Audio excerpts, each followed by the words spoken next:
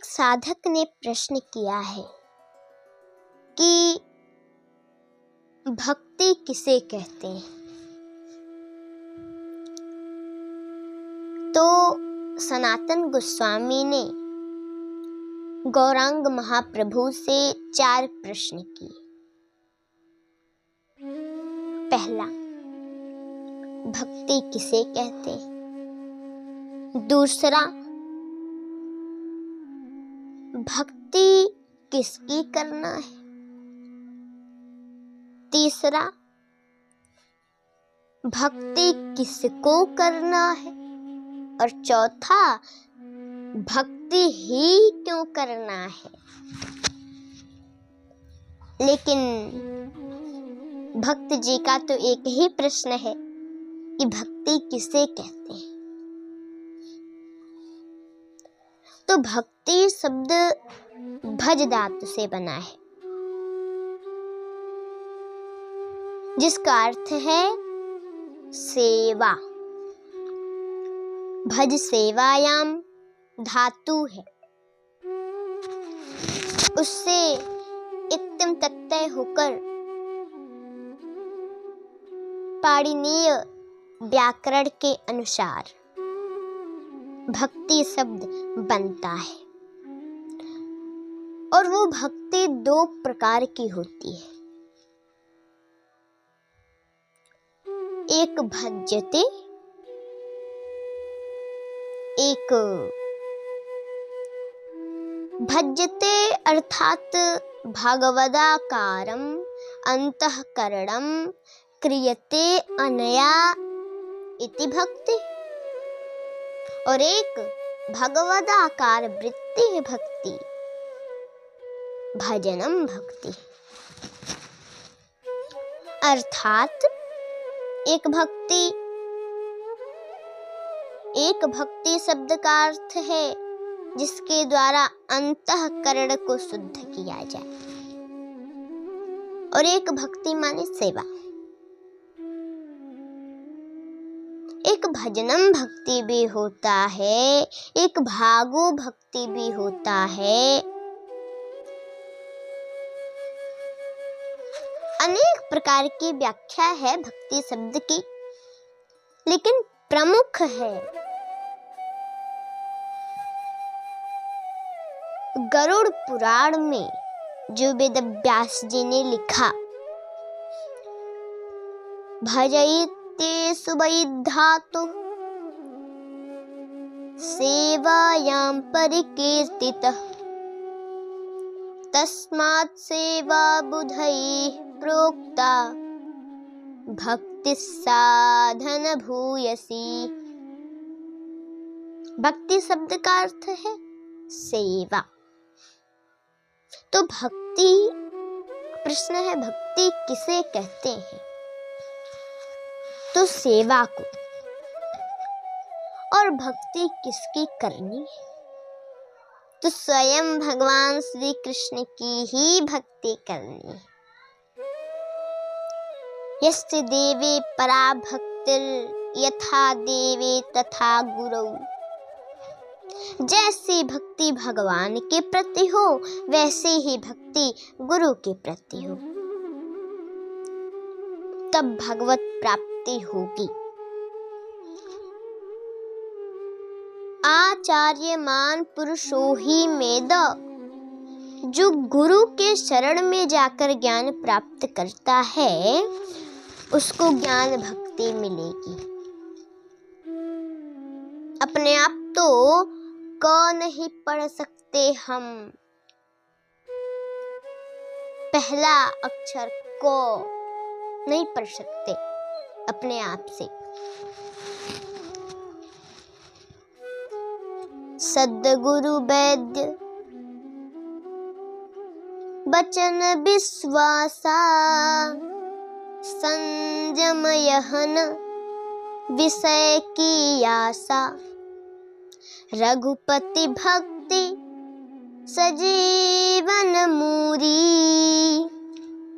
अनुबान श्रद्धा अतिरूढ़ी। ये दवा यानी भक्ति इस प्रकार राधा और कृष्ण आपके इष्ट देव और गुरु वो जो श्रोत्रिय प्लस ब्रह्मनिष्ठ हो। अगर ऐसा गुरु मिले और हमारी श्रद्धा उस पर पक्की हो जाए, फिर क्या सब बात बन जाएगी, कुछ करना नहीं। यानी फिर केवल भक्ति करनी है, और भक्ति में सबसे प्रमुख है रूप और ध्यान। तो रूप ध्यान मनमाना करो, श्रृंगार मनमाना करो, इतनी कृपा है। देखो भगवान की ओर चलने वाले भक्ति मार्ग वालों, ये आधारशिला बता रही हूं मैं। आधारशिला, दृढ़ से बढ़कर दीन भाव पैदा करो। दृढ़ के ऊपर पैर रखो, वो झुक जाएगा जमीन पर। पैर हटा लो, फिर नॉर्मल हो जाएगा। और वृक्ष के बराबर सहिष्णु बनो।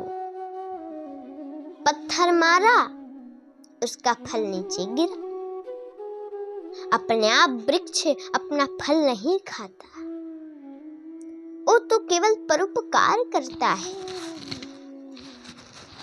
नदियां अपना पानी स्वयं नहीं पीती, पानी हम पीते हैं।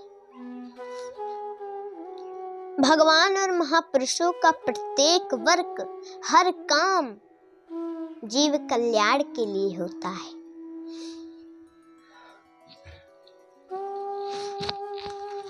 उनको तो कुछ पाना बाकी नहीं।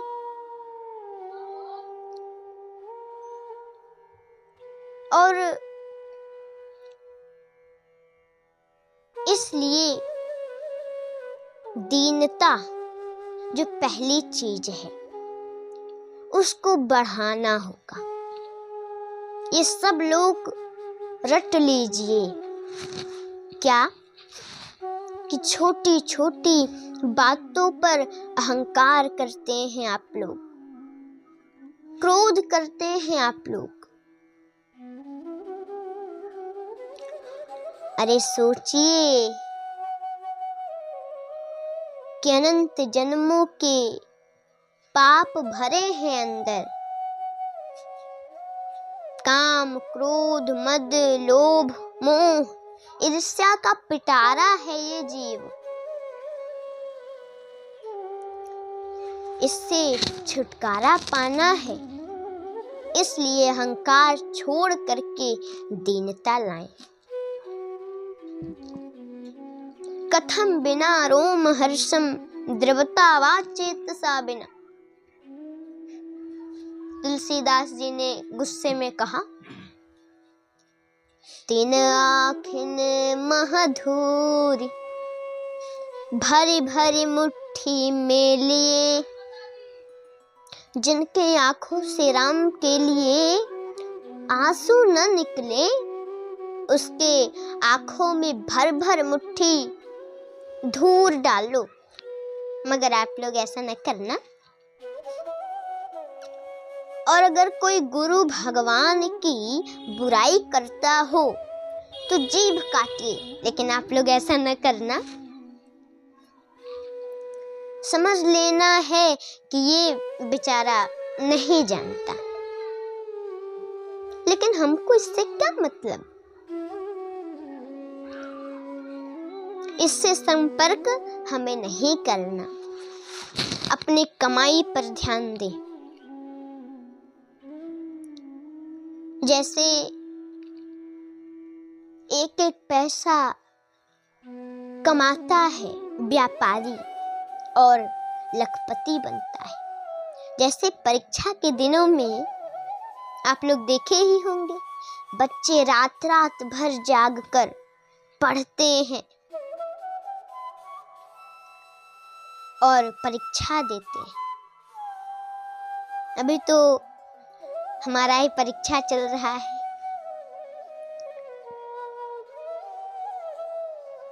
तो रात रात भर पढ़ते हैं बच्चे, परीक्षा देते हैं। ऐसे ही एक एक क्षण का उपयोग करें, हरि गुरु का ध्यान करें। ये दो चीजें अंदर आएगी तो मन शुद्ध होगा, क्योंकि शुद्ध है। और संसार को लाओगे अशुद्ध हो जाएगा। और अगर दोनों को लाएंगे तो थोड़ा शुद्ध होगा, थोड़ा अशुद्ध होगा, फिर थोड़ा शुद्ध हुआ फिर अशुद्ध हो गया। अगर अच्छी चीज और बुरी चीज दोनों लाएंगे